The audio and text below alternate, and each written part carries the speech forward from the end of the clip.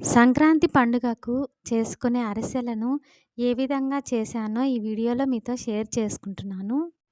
KG బియ్యాన్ని రాత్రంతా నానబెట్టుకొని ఉదయమే 2, 3 సార్లు శుభ్రంగా కడిగి ఆరబెట్టుకున్నాను. బియ్యాన్ని మిక్సీ జార్‌లో వేసుకొని మెత్తగా గ్రైండ్ చేసుకొని పిండి జల్లెడలో జల్లించుకున్నాను. పాకం కోసం బెల్లం తీసుకొని ముప్పావు కేజీ బెల్లంలో చిన్న టీ గ్లాస్ అంత నీళ్లు పోసుకొని ఇలా పాకం పట్టుకుంటున్నాను. ఇలా పాకం ఉంట పాకం రాగానే దింపుకొని పిండి కొంచెం కొంచెం వేసుకుంటూ ఇలా ఉండలు లేకుండా కలుపుకోవాలి. తడి బియ్యం పిండి వేసుకుంటూ ఇలా మొత్తం కలుపుకున్నాను.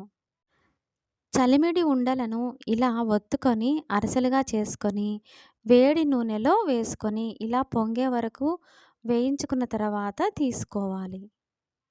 ఈ వీడియో నచ్చితే గనక దుర్గా హోమ్ టాక్స్ ఛానల్‌ని సబ్స్క్రైబ్ చేసుకోండి ప్లీజ్. మరో మంచి వీడియోతో మీ ముందుకు వస్తాను.